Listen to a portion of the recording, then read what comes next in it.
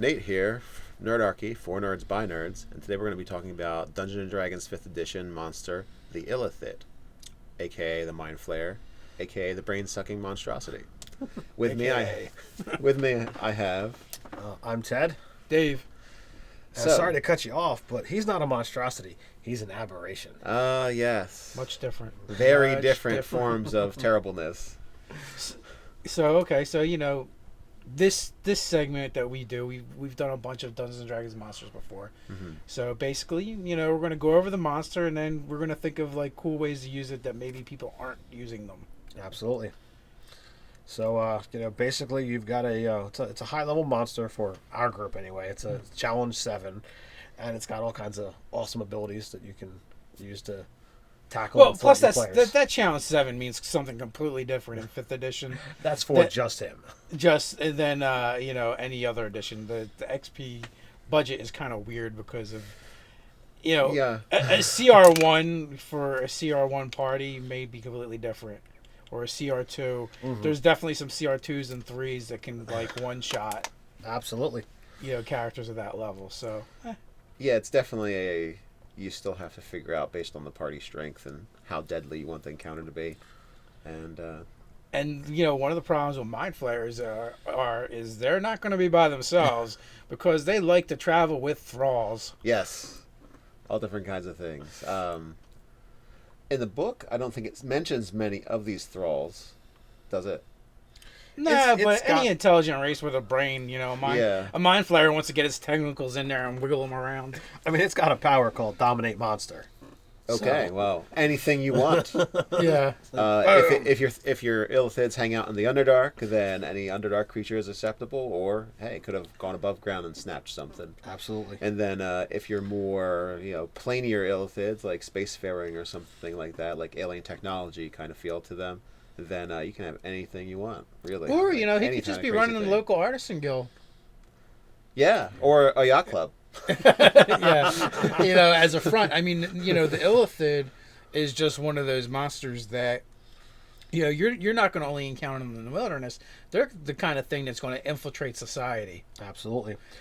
Very rarely do you get that nice monster that's intelligent enough to be able to, manipulate and do behind the scenes activity. And here it's exactly that. You've got a situation where it's like, you want to have an interesting villain. Well, you can always use the Illithid, or if you're in that situation where, the party manages to capture or kill your villain, that you have set up long before the time. Well, you can just be like, well, I'm going to insert an Illithid. He was the one controlling that guy, and now he was the puppet master. Yeah, that's a good campaign saver right there. That's a campaign saver tip. Now you've just got to be able to be like, okay, well, now I need to expand upon this because this whole thing changed. But. Well, and like Nate mentioned, the Villainous Yacht Club, where we did a thing called Terrible Terrain for as a live event for GayCon, and we talked about building encounters, and we did like a low level one, a middle level one, and a higher level one, and the premise for it was that an Illithid was actually controlling this evil organization of aristocrats. He was manipulating them from behind the scenes, and he wasn't even part of the encounter that we were technically getting into. Right. Yeah, and with that encounter, he was actually the variant Mindflayer that has not only the innate spell casting, the psionics, but it also had the magical capacity to disguise itself and seem as kind of like blend in. So the Arcanist Mindflayer is kind of the perfect infiltrator for. Well, high-level infiltrator, but, he can show up and start a guild of thieves, and no one will ever know that he's not, just a master thief or something of that like. That is all quite true. Or he could just be disguised as the granny selling apples. He could also do that. Because with their evil apples. They're evil apples. Yeah, I guess it would depend on what kind of mindset. I mean, they're kind of, the aberrants, the alien mind, now, so... There's a lot of lore. There's a lot of background that goes behind the Illithids, the Mindflayers. I mean, I believe this is one of the Gary Gygax originals. This is from back in the day. Right. And a lot of people expanded upon it. And, And they get 2 pages in the actual monsters manual. Yeah, which is pretty spiffy. That's impressive for a monster. But the thing is, like, they're weird. They have this combination of they're from space, or they're from the far realm, or they're from both. So they got this really colorful history, and they also kind of almost live in this like hive mind society, where they're ruled by a giant brain, essentially. The mega brain. And they just keep feeding this brain, and it kind of like it controls everything. It controls, it runs Illithid society. And one of the things that is really kind of weird and creepy about the Illithids is the fact that they're so foreign, they're so alien. You don't really know what their motivations are. Not only do you is their brain that alien in that, but so is their language. Qualith, right out of the monster manual, qualith is written in 4-line stanzas and is so alien in construction that non-Illithids must resort to magic to discern its meaning. I just think that's hysterical. Yeah, and that's their written language, right? That's their written language. But they also it's like a braille. It's similar to braille, and they read it with their tentacles, not with hands or eyes. So because using your eyes is for such losers. Well, no. So and then also like think about even in the various books, all the monsters that the Illithid are responsible for. Intellect Devourers, they make them as pets. Yep. Well, or for infiltrating people by sticking them in the back of someone's skull. The Dugar basically are derived from being enslaved by the Illithid, so they vastly changed them. They captured dwarves, and over the eons, centuries, whatever it was, they slowly got twisted and warped into Grey Dwarves. The Gith.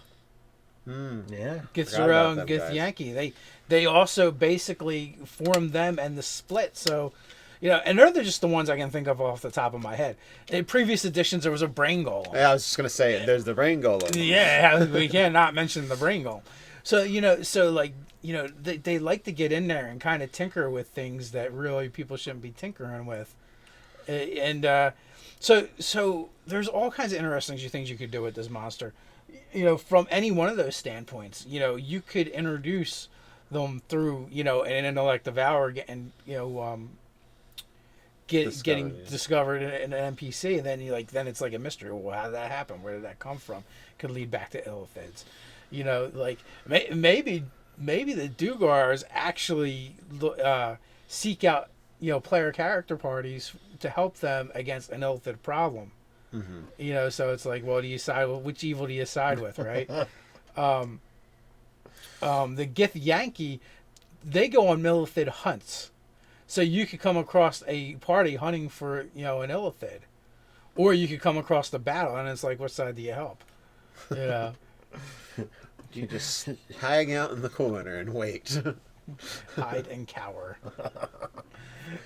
So these are all aspects of the Illithid. So with those are different things that you can do, but you could also have an entire campaign centered around an Illithid, either as we said earlier, in town, or in a cave structure or outside, because with all of their slaves, you could just be encountering slaves after slaves that just get more and more powerful as you're getting closer to what is your end goal. And you still may not know it's an Illithid. Yeah, you could be thinking that it's an enchanter or somebody that might have a powerful artifact or magic item that's taking over people's minds. So there's plenty of ways to use the Illithid, to vast campaign ideas. That then there's also several forms of aberrant Illithids as well. Like I believe there's an Illithid Lich somewheres, or a vampire. I think I've seen an Illithid. And which I think they consider. I think the Mindflayers themselves consider that to be an abomination.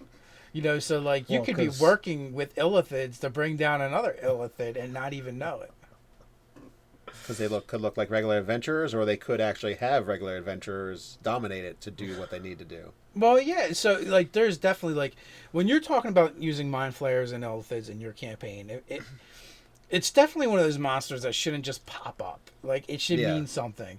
And then when I think Illithid, I think in Mindflayer, I think layer upon layer of intrigue and mystery and secrecy. one of the hard things about using a monster like this is they're so vastly superior intellectually from us, the people writing the adventure. Like, to even try and think like one is a challenge all by itself. You gotta pour extra work into it because you want to try and be one step ahead or multiple steps ahead. Oh, wow. Yeah, you're looking at 17 wisdom and charisma, 19 intelligence, right out of the a box. base 19 in intelligence is So, pretty growable. If you want to say, well, I've got an exceptional Illithid, then it's This is the average guy. so you're talking about a tier above what your adventurers are going to be dealing with. So it makes it challenging because if you're not playing that chess game where you're moves ahead of the adventurers, then you're not playing the Illithid correctly. Yeah, my suggestion to the DMs out there is you might have to cheat a little bit to compensate. So I don't think I've used a lot of Mindflayers over the years. I think I find it to be an intimidating monster, much like a dragon, where like. See, I can run a dragon, and you've run dragons numerous times. To my recollection, I'm not sure you've ever, pulled the Mindflayer card. You might have done it once as a kind of bizarre random encounter, but I mean, you've never used it as a campaign source. You've never used it as even a session thing. Yeah, like I said, I really feel like they require special care. And I've run a lot of dragon encounters too. Then I've run a lot of dragon encounters badly. The dragon is just a special monster and needs. It shouldn't. Again, it's another monster. You shouldn't run into it like an owlbear. Yeah, they're just above that. So I don't know. What do you got? Anything that you want to add about the Mindflayer? I like that. They've incorporated it says it's innate spell casting, but it's still sonic powers. So they still have the sonic monsters in the monsters manual, but they don't have necessarily. It's just like, instead of regular magic, it's just mental magic. So kind of like gives that mentalist sonic flair without actually having to have it in the game yet. And they get some powerful attacks for. You said they have the dominate. They also have the. They have a blast as well, right? Oh yeah, they have to have some kind of. They have a mind blast. Yeah, mind blast. It's 4 die 8 damage. You can't even be an Illithid without a mind blast. It's got to be able to stun people and take them out and eat their brains. Have fresh brain. Yummy, yummy.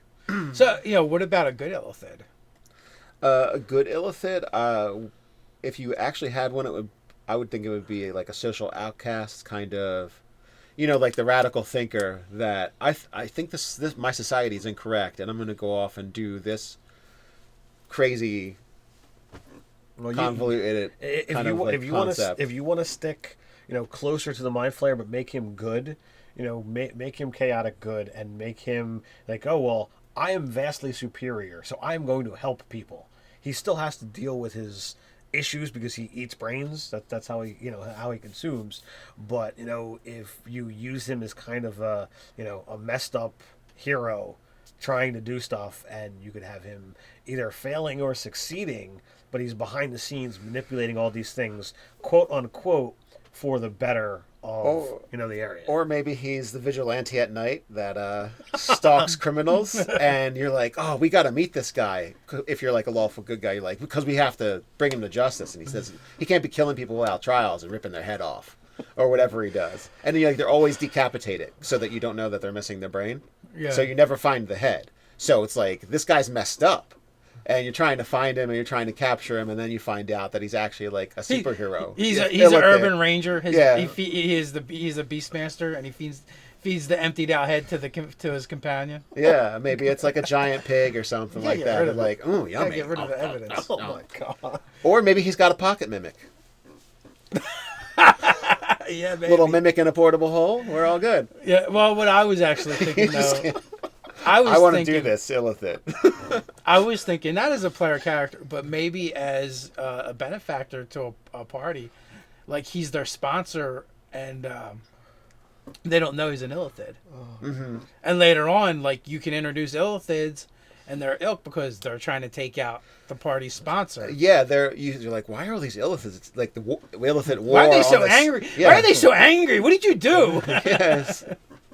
And, Well, they pulled on the tentacles. what are you stroking that's invisible right now? Oh, nothing. Nothing at all. Nothing at all. So so there's definitely some way out of the box ways that you can throw an illithid into your game, or or a colony of illithids if that's what you feel like you need to do. So I don't want to let this go without mentioning what we said off camera about the qualith being used as warning signs. So Instructions, signs, and warning signs. So you could totally have the party. I mean, even if you don't want to use an illithid, but just want to scare the crap out of your party. you go. They're dungeon delving and doing whatever. Like in a broken down, buried. They come across apparatus. this weird writing on the walls. Everybody, even the sage is like, "Oh, I can't read this." The wizards bust out his read magic, and poof, it gives this this warning sign about, "Oh, there's a sphere of annihilation beyond this this portal." Sphere of annihilation storage room. And it's all dark in there. They learn that it's written in qualith.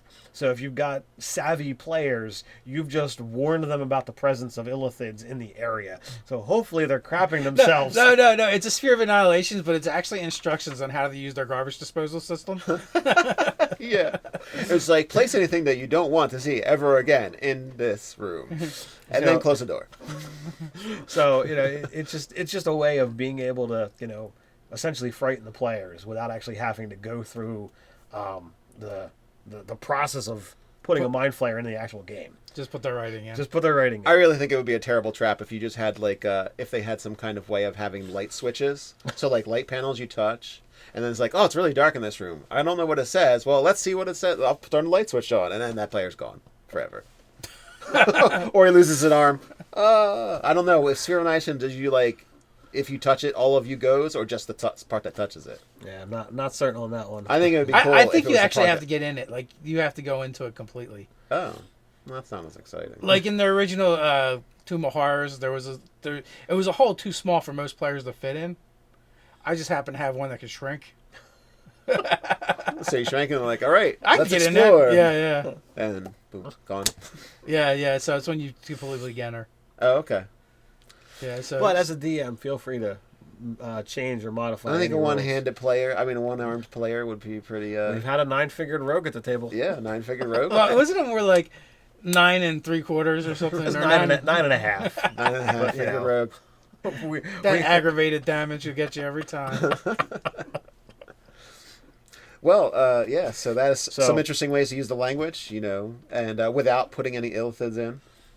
Yeah, one of the things that we did is in our terrible terrain we had talked about. Some of you guys may have seen it, maybe you haven't. But instead of doing this standard Underdark thing, we decided we want to do something a little bit different, and we came up with a magical submarine. Yep. And we also came up with the idea that, if illithids were spacefaring creatures, that their ship actually crashed here and is at the bottom of the ocean, and they use it for a base. So that was kind of like some things that are a little bit different. Yeah. Originally, we were considering for Giff and Gaff campaign putting it in the middle, in the Underdark somewhere. But then let's change it up. Let's do something fun. Yeah. We never do anything fun anymore. Pirates and alien abominations. Indeed. At the bottom of the sea. Yeah. So I think with that, I think we've stretched these tentacles as far as they can go. Yeah. So if you have any interesting, Mindflayer or Illithid comments or stories, you can share them in the comments below. While you're doing that, click like, subscribe, even share. Sounds good. Check us out on nerdarchy.com. You can also join the conversation over on Reddit. So until next time, my friends, Stay nerdy.